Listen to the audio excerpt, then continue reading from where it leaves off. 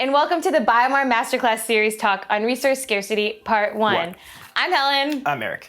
Now, when you think of sustainability, you often think about the typical things like climate change, animal welfare, deforestation, biodiversity, but there's a whole additional side to sustainability, which is really important to our industry. Resources.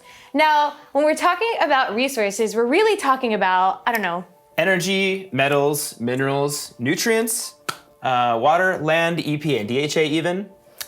Basically, we're talking about all the materials and energy we need to fulfill our needs for food, water, shelter, feed, etc., etc. And the problem is that we live in a finite world. We have nowhere else to source these materials from. We're basically stuck with what we have. Yeah. And in this world of limited resources, humans have unlimited wants and needs. Our population keeps growing, our standard of living keeps improving, which means we have an ever-increasing demand for these limited materials. And unfortunately, until now, we haven't been so careful with how we've been using these resources. We haven't kept in mind that we're sitting on limited supplies, and if we just continue to extract and consume, one day they could, in fact, run out. And for many resources, there are no substitutes. And that's what we mean when we're talking about resource scarcity, when resource supply does not equal resource demand. Once thought to be infinite, freshwater resources are under extreme stress in many parts of the world. Water is both a renewable and fossil resource.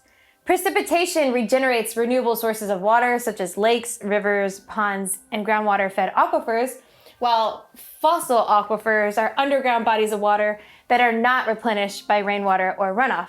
The total amount of landmass is finite, while the resources on that land can in fact be renewable. So the Earth's surface is composed of 29% land and 71% ocean.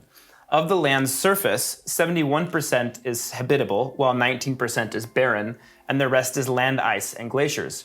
Agriculture actually occupies approximately half of currently habitable land, with the vast majority of this being animal husbandry. Humanity's increasing demand for animal protein will further stress the remaining habitats that we have available to us that's already allocated to agriculture. However, some animal products are worse than others, as we can see from the figure. For example, sheep and cattle products are by far the largest contributors to land use change, and farm fish and shrimp, actually for us, quite nicely, are among the lowest users of land, especially among animal products.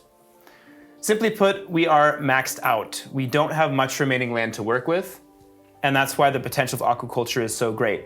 We need to produce more food on less land. But at the same time, as you mentioned before, we have to be quite careful that we are not contributing indirectly to agricultural expansion through our agricultural commodities in our raw materials. And with that, we would like to say thank you for listening to our talk on resources, and until next time. Thank you.